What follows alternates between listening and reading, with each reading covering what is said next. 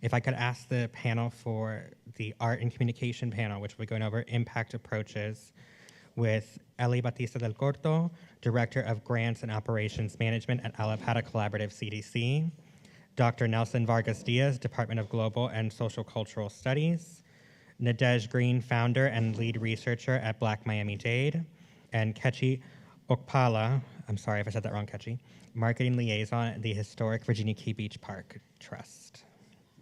And this panel will be moderated by our research fellow, Janae Witter. Please give them a round of applause.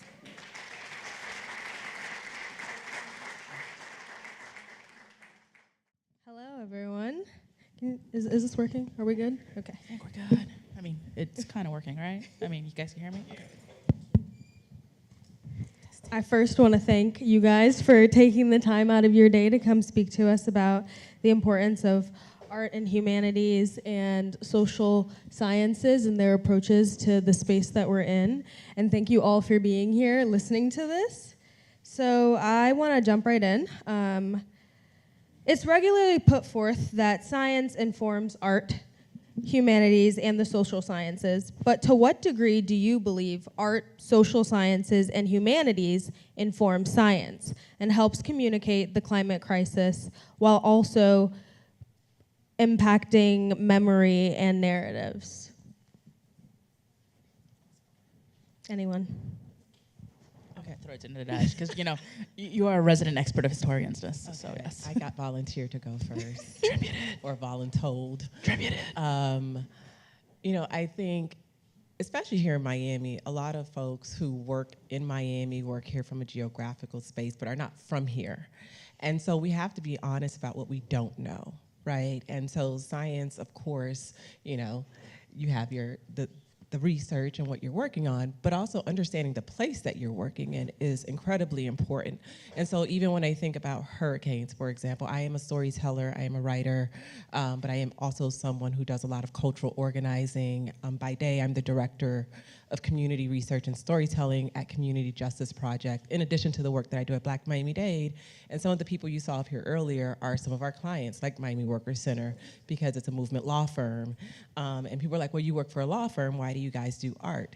Because we understand that the language of the law was designed to keep people out, right? In the same way that much of the language of academia was designed to keep everyday people out, right? So how do we actually speak to people, especially when we're taking things from them, right? When we do research, we are taking from the community, but do we give it back?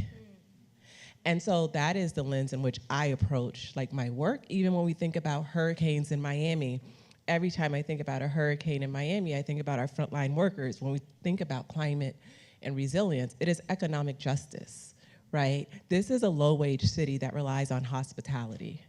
And so who are the people who are the last to go home to fix their homes, and who are the first who are asked to go back to work because they don't get PTO?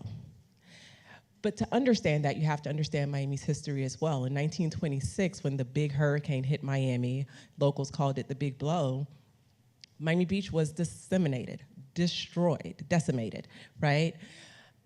In order to get Miami Beach rebuilt, Over and Overtown and Coconut Grove, those neighborhoods were impacted, but not as bad because they were inland. So maybe their roofs got blown off.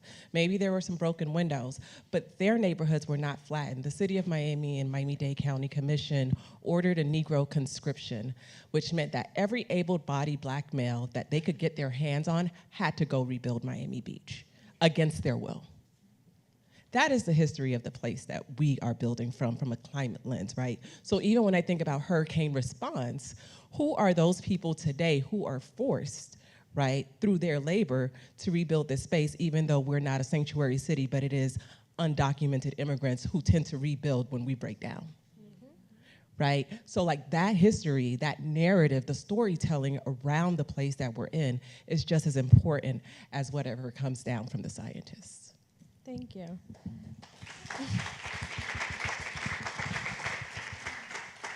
So, Dr. Nelson, I'm going to throw this one at you first. Art and narratives and photography and various forms of social media often use more emotive and personalized techniques. How do you think that this approach can bridge the divide between scientific information and personal and community action, while also, let me let you answer that one first, actually. That was like a really long question. It's a lot. Okay. Well, thanks. First of all, thanks for having me here. It's been a very interesting morning, a lot of learning. And I'm going to in order to answer the question, I'm going to let you in on a little secret. And the secret is that academics, even those here in the room, still think that their academic paper is going to change the world, right? Even though only their friends read their friends' papers, right? So part of the main challenge here in having a discussion, a panel about art and exchanging information on the social sciences and in the context of disaster, is the fact that academia has failed horribly in communicating what it finds in research to communities and people outside of academia, right? So if we start by recognizing that, then we can start thinking about, okay, so what are the pathways through those challenges? How do we start engaging in communication that's different? You mentioned the emotion component of it. How do we actually do that? And the answer to that question has already been posed by communities. So my research has to do with post-disaster Puerto Rico after Hurricane Maria. And I don't know if you remember, but there was a huge debate in Puerto Rico linked to how many people had actually died after Hurricane Maria. The government was saying it's 14, and then there was this famous Harvard study that came out and said, no, it's actually closer to 4,645, right? When that study came out, nobody paid attention to it because it was published in an academic journal, and of course it was an academic paper, and it was an estimate, so it wasn't an exact number, and people didn't know how to communicate the idea that it wasn't the exact number of dead people. So why did that become a thing? Because communities actually took the one part of the paper that was important to them, the 4,645, even if it was an estimate, and started doing what?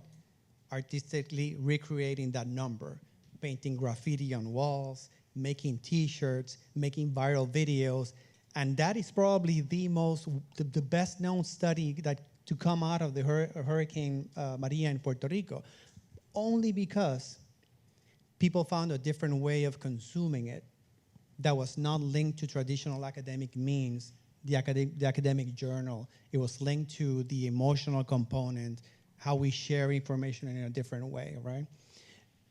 I think that was very important to me as a researcher, to think through the idea of how do we share information differently. But I think it's an ongoing debate within academic settings. How do we actually foster that worldview of the intersection of the social sciences and the arts in sharing information that we find out through research? Still an ongoing debate. Thank you so much for that. Okay, so the latter part of that question I really want to touch on. If Ellie or Kechi, whoever wants to answer, how do we think that community members' emotional responses impact our intention to act? Okay, well, I'll swing at this first. Kind of bouncing off a little bit, the emotion and bouncing to act, but also on the idea of research.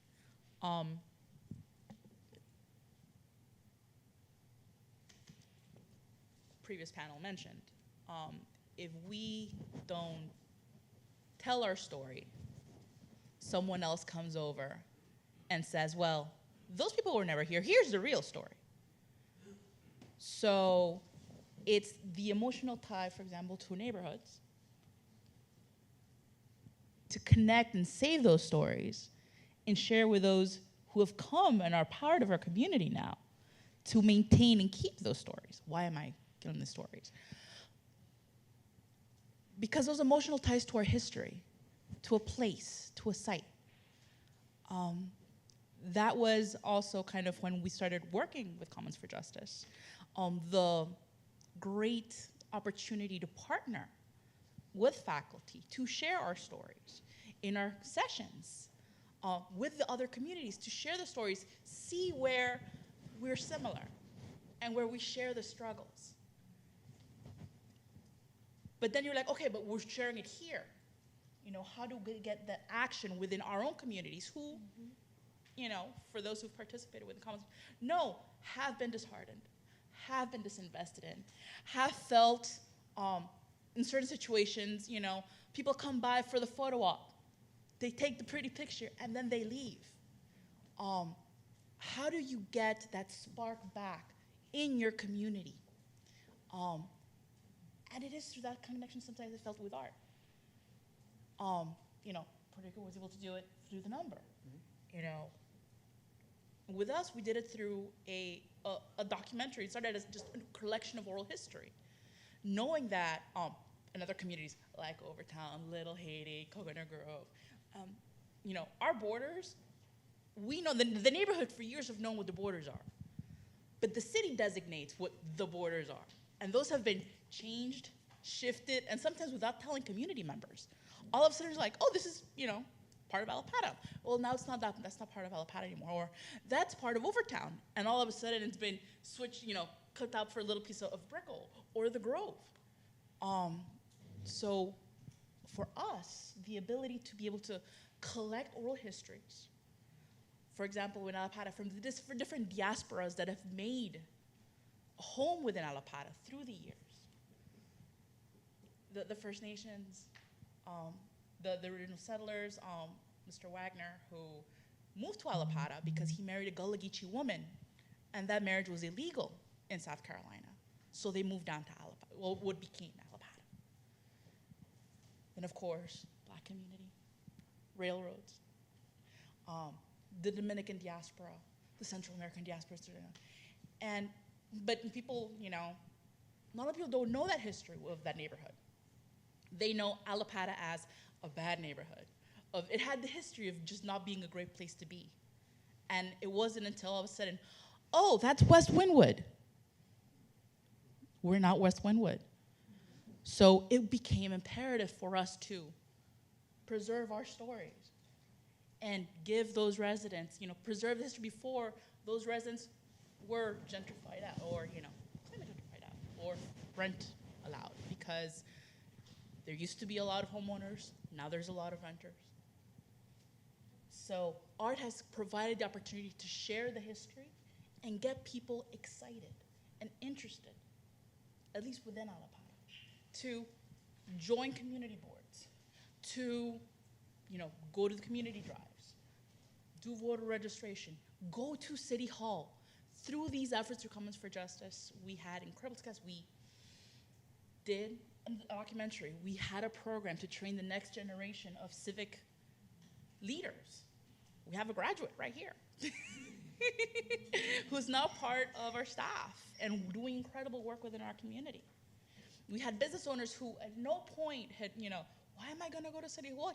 They would go and they went forward to City Hall. They talked, they gave their opinions, you know, and that's the impact that the art and getting that spark back to the community, at least with us. Thank you. So we've used it as a bridge, because at Historic Virginia Key Beach Park, we've had a whole generation that did not know the story.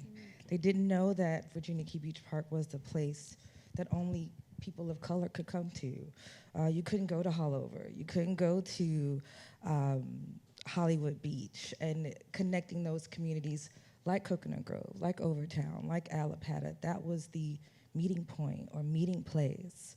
So a lot of what we do now with the social media generation, the creative arts generation, and letting them know that this was that place, and we use those mediums to share that history. In addition to being a part of the climate and resilience, we've shown that you have to also play a part in it as well, from the beach cleanup. So we're at the epicenter of sea level rise at Historic Virginia Key Beach Park. And a lot of the younger generation, they don't know that physically. And we've shared those stories through social media, through our website, and through our tours, so they can understand the direct correlation to the role that they play as human beings, to our environment, to our history, and to telling our stories. Thank you. That's something that we talk about a lot, is understanding that the way that, like you said, we think that our papers are going to change the world, but it's really important to use the tools that we have to meet people where they are, and that might be social media, it might be art, it might be, storytelling or oral history. So I really want to thank you guys for the work that you're doing. So following up on that, how do you think that art, humanities, digital media, social media can help in assist in mitigating climate threats that we face, while also understanding maybe how misinformation or disinformation might hinder that capacity or hinder resilience within these communities? Does anyone want to take a stab at that? I don't know if it would hinder. I would speak from a positive standpoint because for us it has amplified the voice.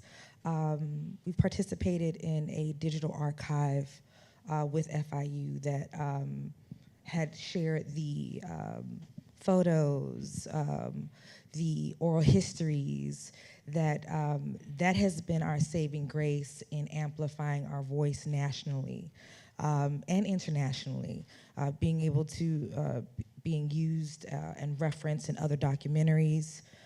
Damian Marley did a video on Virginia Key Beach Park due to that. So I think for us, it has allowed us to share our stories in different ways and see it recreated in a way that we've never thought it has been. Okay, thank you.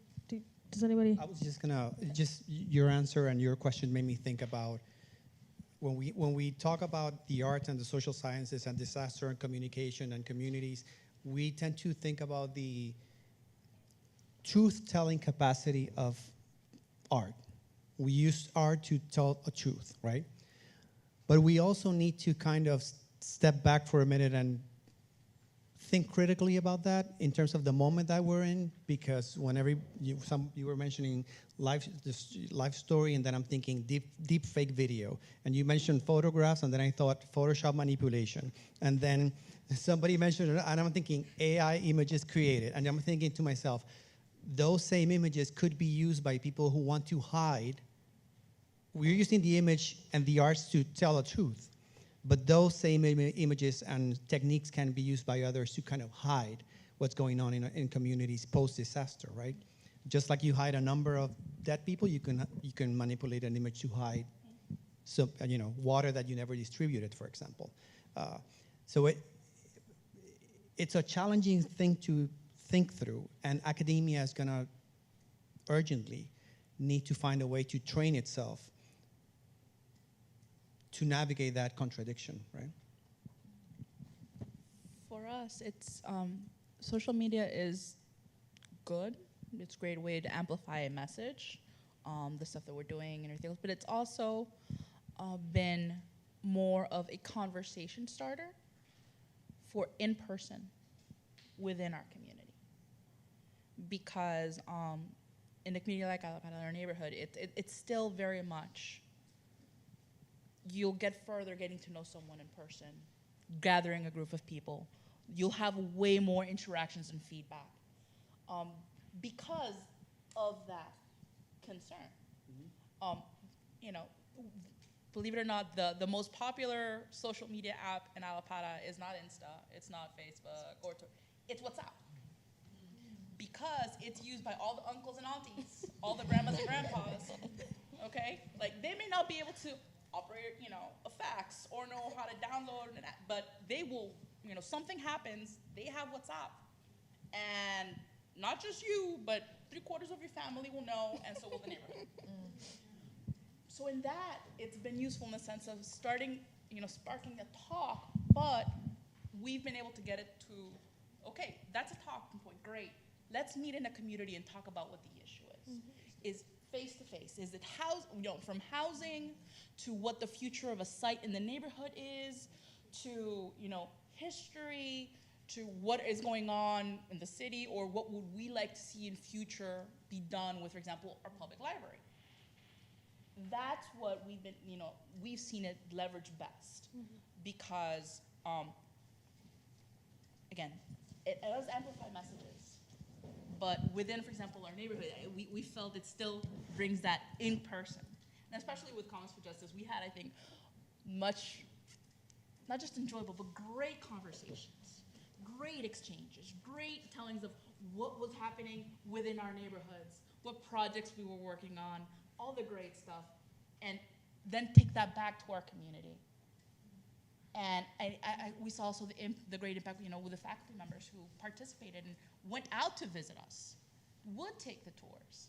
As Marcy mentioned, and Dave mentioned, they created full courses on these histories, and now their students are getting to, but again, bouncing off, but again, it's taking it back to in essence, to the person.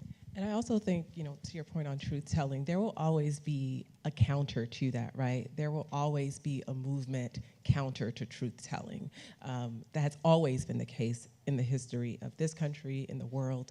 And I think, I grew up in the public library system. I'm a library nerd. I call myself a Miami-Dade Public Library influencer because I am always there.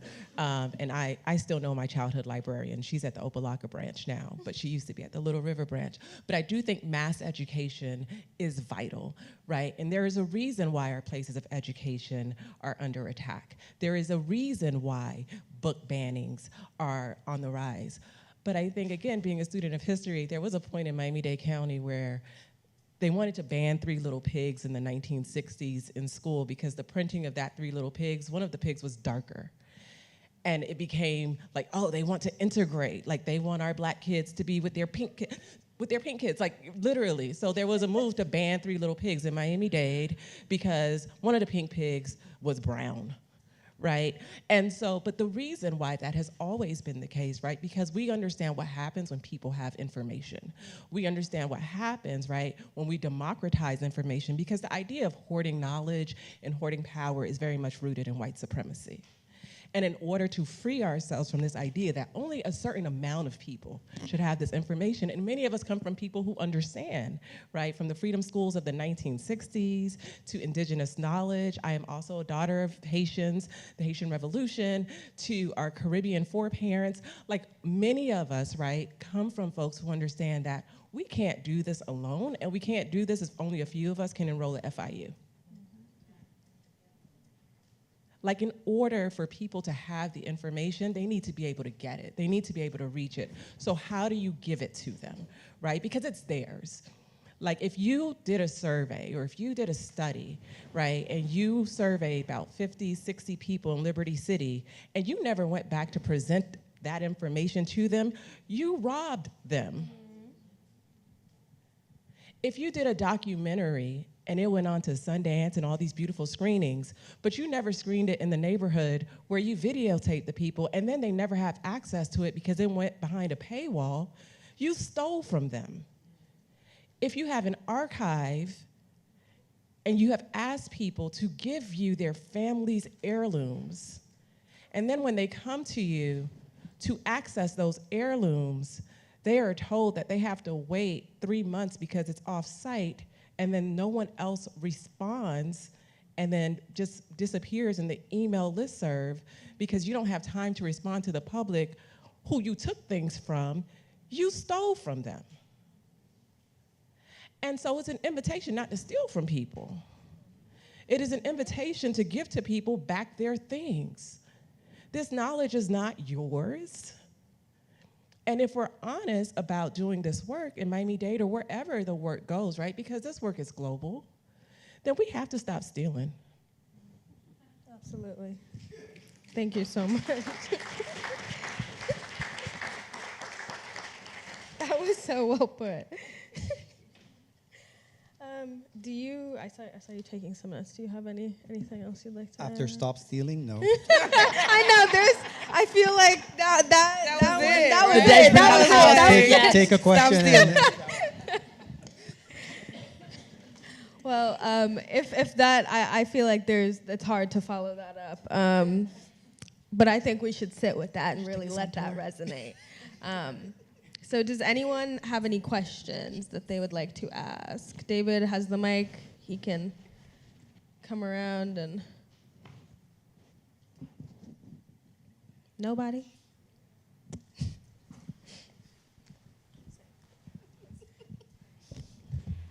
Thank you all for gracing us with your presence today. I feel like I've absorbed so much information and I absolutely love it. I've grown up in Florida all my life, basically, and I have also seen the changes within our communities and the gentrification. So I have a particular question in regards to Wynwood, for example. I still remember the Wynwood walls when they were first established, that it was by community artists for the community. It was free to access. And I believe now you have to pay $15 in order to enter, and it's no longer something that is for the community, by the community. It's now something where international artists are coming and Instagram influencers are promoting it, but it kind of lost the heart, I believe, of what that was supposed to be. In your opinion, do you feel like we can gain back these spaces, and how do we do that as a collective and as a community? I would also like to add that long before it was Wynwood Walls, it was El Barrio, right? Yes. This was the home of Puerto Ricans in Miami, and many of them are still there, those who were able to hold on to their homes, but that was mass displacement. And we also have to be honest about the role of the arts as a tool for gentrification. We saw it in Wynwood, we see it in Alapata. I mean, once the Rubel shows up in your neighborhood, like, you know, we've seen it in Little Haiti. A lot of the folks who were displaced from Wynwood, a lot of the art houses in Wynwood then moved to Little Haiti, right? And so even the role of artists and the owners of art, right, and the people who run the moneyed world of art in Miami, one of whom is a big developer also, right? What is the role of the arts in these neighborhoods? What is the responsibility? Oolite Arts is moving to Little Haiti. They call it Little River now. So, like, what is the role of the arts, and how do the arts also perpetuate the harm, right, in the neighborhoods, and even getting to name who gets to be an artist, right? So, I mean, yeah, Wynwood is gone. It's not the Wynwood that gentrified out Puerto Ricans and then became an art hub, and then the artists got gentrified out by higher earning artists, and then those higher earning artists have now been gentrified out by H&M, which is coming soon.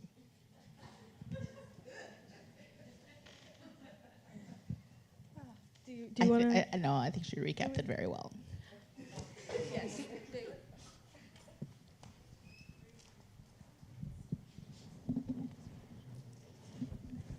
Thanks for your comments. I've been in the community many years. I'm Cheryl Holder, Dr. Holder. And the community is aged. And the generations that we used to associate with creating the art, often the younger group, have either migrated out or migrated out to some of the traditionally Black communities and Haitian communities. How is art now being captured with the older population that remains? How are they expressing themselves? And how are we creating systems to help them do this?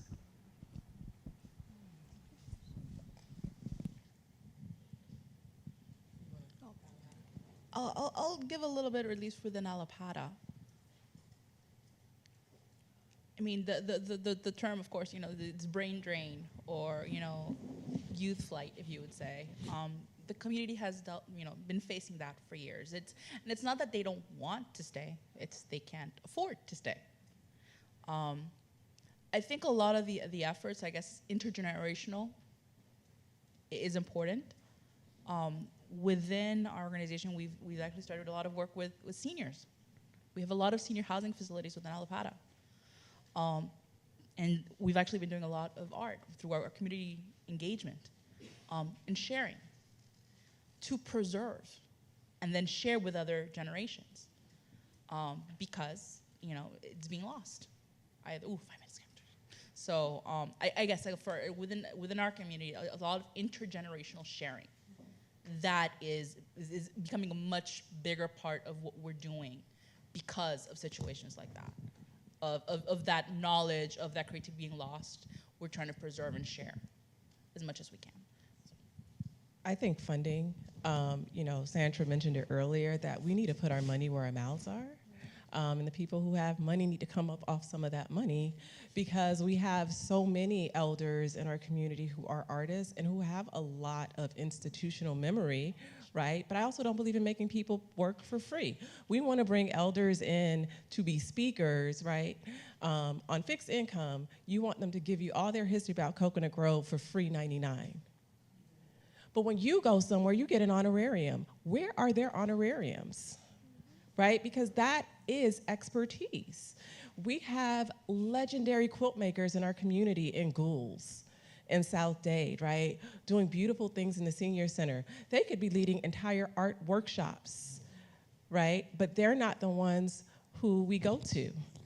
And so I think that is a miss on decision makers and the people in power. And I also think there has always been an overlooking of the type of art that comes from our communities that you can't money launder through, right? Welcome to Miami. But it's not the type of fine art, right, that you're gonna see necessarily at the museum, but it is the type of art like we saw today, right, that makes you stop. And it makes you think, right? We have legendary folks from the Black Arts Movement who are still with us here in Miami, the Gene Tennys, Oscar Thomas, who is no longer with us, was a Panamanian Black artist all throughout Liberty City. His artwork still stands. Most people have no idea who that is, right? And so we have that here. I think tapping into it, right, and making that visible, and also funding it so that people can get paid for their labor means that we actually value it. I think for us, under the direction of our executive director, Ashley Range, we've been engaging a lot of elderly associations in inviting them to historic Virginia Key Beach Park to relive some of those experiences that they've remembered in their heyday, to also exchange and get an understanding from them on where things were due to sea level rise.